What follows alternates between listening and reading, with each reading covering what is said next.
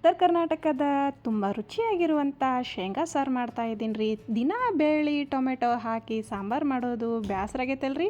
ಅವಾಗ ಈ ರೀತಿಯಾದ ರುಚಿಯಾದ ಶೇಂಗಾ ಸಾರನ್ನು ಮಾಡ್ಕೊಳ್ಳೋಣ ರೀ. ಇದು ಅನ್ನ, ರೊಟ್ಟಿ, ಜೋಳದ ರೊಟ್ಟಿ, ಮುದ್ದೆ ಇದ್ರ ಜೊತೆ ತುಂಬ ರುಚಿ ಕೊಡುತ್ತೆ. ವಿಡಿಯೋನ ಪೂರ್ತಿಯಾಗಿ ನೋಡ್ರಿ, ಸಬ್ಸ್ಕ್ರೈಬ್ ಮಾಡ್ಕೊಳ್ರಿ.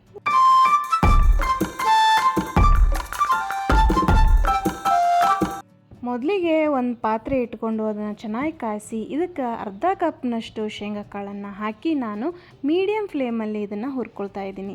ಶೇಂಗಾ ಕಾಳು ಮೇಲ್ಗಡೆ ಸಿಪ್ಪೆ ಸುಲಿತಾ ಇರಬೇಕು, ಕಲರ್ ಚೇಂಜ್ ಆಗ್ತಿರಬೇಕು, ಅಲ್ಲಿವರೆಗೂ ಇದನ್ನು ಹುರ್ಕೊಳ್ಳಿ. ಅಗದಿ ಕಪ್ಪಾಗಿ ಮಾಡ್ಕೋಬೇಡ್ರಿ, ಚೆನ್ನಾಗಿ ಹುರ್ಕೊಳ್ರಿ. ನೋಡಿ ಈ ರೀತಿಯಾಗಿರುತ್ತೆ. ಇದನ್ನು ಪಕ್ಕಕ್ಕೆ ಎತ್ತಿಟ್ಟಿದ್ದೀನಿ. ಮತ್ತು ಇದಕ್ಕೆ 4 ಅಥವಾ 5 ಹಸಿರು ಮೆಣಸಿನ್ಕಾಯನ್ನು ಹಾಕ್ಕೊಳ್ತಾ ಇದ್ದೀನಿ. ಇದಕ್ಕೆ ಸ್ವಲ್ಪ ಎಣ್ಣೆ, 1 ಟೀ ಸ್ಪೂನಷ್ಟು ಎಣ್ಣೆ ಹಾಕಿ ಇದನ್ನು ಹುರ್ಕೊಳ್ತಾ ಇದ್ದೀನಿ. ಮತ್ತು 5 ಅಥವಾ 6 ಬೆಳ್ಳುಳ್ಳಿ ಬೇಳೆ ಮತ್ತು 1 ಟೀ ಸ್ಪೂನಷ್ಟು ಜೀರಿಗೆಯನ್ನು ಸೇರಿಸಿ, ಹಾಗೆ ಕರಿಬೇವು ಸೊಪ್ಪನ್ನು ಒಂದಿಷ್ಟು ಸೇರಿಸಿಕೊಂಡು ಇದನ್ನು ಚೆನ್ನಾಗಿ ಹುರ್ಕೊಳ್ತಾ ಇದ್ದೀನಿ. ನೋಡಿರಿ ಈ ರೀತಿ ಹುರ್ಕೊಂಡು ಅದೇ ಆರಲಿಕ್ಕೆ ಇಟ್ಟಿರ್ತೀನಿ. ಇವಾಗ ಇದು ಸ್ವಲ್ಪ ಹುರಿದಿಟ್ಟಿರುವ ಸಾಮಾನು ಆರಬೇಕು, ಚೆನ್ನಾಗಿ ತಣ್ಣಗಾಗಬೇಕು. ಆಮೇಲೆ ನಾನು ಶೇಂಗಾ ಹುರ್ಕೊಂಡಿದ್ನಲ್ರಿ, ಅದನ್ನು ಈಗ ಸಿಪ್ಪೆ ಸುಲ್ಕೊಂಡು ಸಪ್ರೇಟ್ ಮಾಡ್ಕೊತಾ ಇದ್ದೀನಿ. ಇದನ್ನು ಸ್ವಚ್ಛವಾಗಿ ಮಾಡ್ಕೊತಿದ್ದೀನಿ. ನೋಡಿರಿ ಈಗ ನಾನಿಲ್ಲಿ ಹುರಿದಿಟ್ಕೊಂಡಿರುವಂಥ ಸಾಮಾನುಗಳನ್ನು ಹಿಂಡಿ ಕಲ್ಲೊಳಗೆ ಮಾಡ್ಕೊತಾ ಇದ್ದೀನಿ.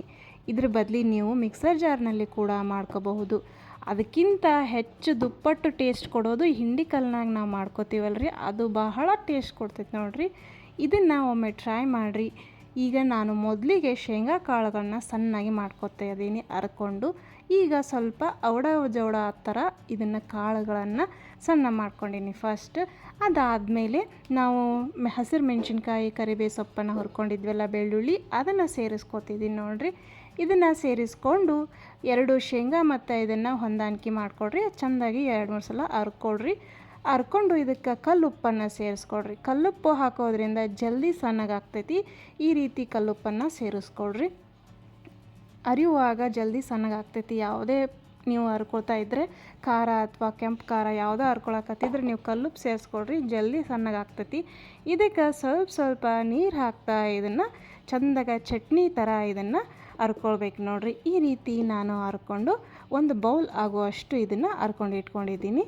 ನೋಡಿ ಈ ರೀತಿ ನೀವು ಮಿಕ್ಸರ್ ಜಾರ್ನಲ್ಲಿ ಹಾಕ್ಕೊಂಡ್ರು ಮಾಡ್ಕೋಬೋದು. ಮಿಕ್ಸರ್ ಜಾರ್ನಲ್ಲಿ ಹಾಕಿರೋ ಪದಾರ್ಥ ಸುಟ್ಟು ಹೋಗ್ತೈತಿ ಅಂತಾರೆ, ಅದಕ್ಕೆ ಕಲ್ನಾಗರದು ಮಾಡಿರಿ ನೀವು, ಸಾರು ಅಗದಿ ಟೇಸ್ಟ್ ಕೊಡ್ತೈತೆ ನೋಡಿರಿ. ಈಗ 1 ಬೌಲ್ ಅಷ್ಟು ಇದು ರೆಡಿ ಆಗೈತಿ ಚಟ್ನಿ. ಈಗ ನಾನು ಇದೇನು ಕಲ್ನಾಗ ಉಳಿದಿರ್ತೈತಲ್ರಿ, ಅದಕ್ಕೆ ಸ್ವಲ್ಪ ನೀರು ಹಾಕಿ ಇದನ್ನು ಚೆಂದಾಗಿ ಕಲಿಸಿಟ್ಕೊಳ್ರಿ. ಇದು ಚೆಲ್ಲಬೇಡ್ರಿ, ಇದನ್ನೂ ಬೇಕಾದ್ರೆ ಸಾರಿಗೆ ಹಾಕೋಬೋದು. ನಾವು ಮಣ್ಣಿನ ಪಾತ್ರೆನ ತೊಗೊಂಡಿದ್ದೀನಿ ಅಡುಗೆ ಮಾಡೋಕ್ಕೆ. ಸಾರು ಮಣ್ಣಿನ ಪಾತ್ರೆದಾಗ ಭಾಳ ಟೇಸ್ಟ್ ಕೊಡ್ತೈತಿ ಅಂತಾರೆ, ಹಾಗಾಗಿ ನಾನು ಮಣ್ಣಿನ ಪಾತ್ರೆದಾಗ ಮಾಡ್ತೀನಿ. ಇದಕ್ಕೆ 1 ಟೇಬಲ್ ಸ್ಪೂನಷ್ಟು ಎಣ್ಣೆ ಹಾಕಿದ್ದೀನಿ. ಆಮೇಲೆ 1 ಟೀ ಸ್ಪೂನಷ್ಟು ಸಾಸಿವೆ ಜೀರಿಗೆಯನ್ನು ಹಾಕಿ, ಆಮೇಲೆ 2 ಒಗ್ಗರಣೆ ಹಾಕುವಂಥ ಗೋಲ್ ಮೆಣಸಿನ್ಕಾಯಿ ಸಿಗುತ್ತಲ್ಲ, ಡ್ರೈ ಚಿಲ್ಲಿ, ಅದನ್ನು 2 ಹಾಕ್ಕೊಂಡಿದ್ದೀನಿ. ಆಮೇಲೆ ಕರಿಬೇವು ಸೊಪ್ಪನ್ನು ಹಾಕ್ಕೊಂಡಿದ್ದೀನಿ. ಇದು ಸ್ವಲ್ಪ ಎಣ್ಣೆಯಲ್ಲಿ ಬಾಳಿಸ್ಕೊಳ್ರಿ ಚೆನ್ನಾಗಿ. ಅದಾದಮೇಲೆ ನಾವು ಅರಿದಿಟ್ಕೊಂಡಿರುವಂಥ ಚಟ್ನಿನ ಸೇರಿಸ್ಕೊಡ್ರಿ. ಇದಕ್ಕೆ 1 ಬೌಲ್ನಷ್ಟೇ ಆಗಿದೆ ಇದರ ಅಳತೆ. ನಾನು ಮಿಕ್ಕಿದ್ದೊಂದು ಸ್ವಲ್ಪ ನೀರು ಹಾಕ್ಕೊಂಡಿದ್ನಲ್ಲ ಕಲ್ಲಲ್ಲಿ, ಅದನ್ನು ಕೂಡ ಇದಕ್ಕೆ ಸೇರಿಸ್ಕೊಂಡಿದ್ದೀನಿ. ಇದು ಸ್ವಲ್ಪ 2 ಕುದಿ ಬರೋವರೆಗೂ ಇದನ್ನು ಕಲಿಸ್ಕೊಂಡು ಇಟ್ಕೊಳ್ರಿ. ಆಮೇಲೆ ಇದಕ್ಕೆ ಅರ್ಧ ಟೀ ಸ್ಪೂನಷ್ಟು ಅರಿಶಿನ ಮತ್ತು ರುಚಿಗೆ ಉಪ್ಪು ಏನಾದರೂ ಕಡಿಮೆ ಆಗಿದ್ದರೆ ಉಪ್ಪನ್ನು ಸೇರಿಸ್ಕೊಳ್ರಿ. ಅದಾದಮೇಲೆ ಇದಕ್ಕೆ 4 ಕಪ್ನಷ್ಟು ಇದಕ್ಕೆ ನೀರನ್ನು ಹಾಕ್ಕೊಳ್ಳಿ. ನಾವು ಬೌಲ ಎಷ್ಟು ಚಟ್ನಿ ತೊಗೊಂಡಿದ್ವಲ್ಲ ಅಷ್ಟು 4 ಕಪ್ನಷ್ಟು ನೀರು ಹಾಕ್ಕೊಳ್ರಿ. ಇದು ಸಾಂಬಾರು ಅಂದರೆ ತಿಳುವಾದ ಹದ ಇರಬೇಕು. ನಾವು ಕಾಮನ್ನಾಗಿ ಸಾಂಬಾರು ಯಾವ ರೀತಿ ಕನ್ಸಿಸ್ಟೆನ್ಸಿ ಇರುತ್ತಾ ಆ ರೀತಿ ಮಾಡ್ಕೋತಾ ಇದ್ದೀನಿ. ನಿಮಗೆ ನೀರು ಕಡಿಮೆ ಹಾಕಿದರೆ ಹಾಕೋಬೋದು, ಸ್ವಲ್ಪ ಗಟ್ಟಿ ಬೇಕಾದ್ರೆ ಗಟ್ಟಿನೂ ಮಾಡ್ಕೋಬೋದು. ಇದಕ್ಕೆ 1 ಟೀ ಸ್ಪೂನಷ್ಟು ಹುಣಸೆ ನೀರನ್ನು ಹಾಕ್ಕೊಡ್ರಿ. ಇದನ್ನು ಮೊದಲಿಗೆ ನೆನೆಸಿಡಬೇಕು. ಅದಾದಮೇಲೆ 1 ಟೀ ಸ್ಪೂನಷ್ಟು ಬೆಲ್ಲವನ್ನು ಸೇರಿಸ್ಕೊಡ್ರಿ. ಆಮೇಲೆ ಇದನ್ನು ಚೆನ್ನಾಗಿ ಮಿಕ್ಸ್ ಮಾಡಿ 5 ಅಥವಾ 5 ನಿಮಿಷದ ಒಳಗಡೆ ಇದನ್ನು ಅಷ್ಟೇ ಕುದಿಸ್ಬೇಕು, ಜಾಸ್ತಿ ಕುದಿಸ್ಬಾರ್ದು.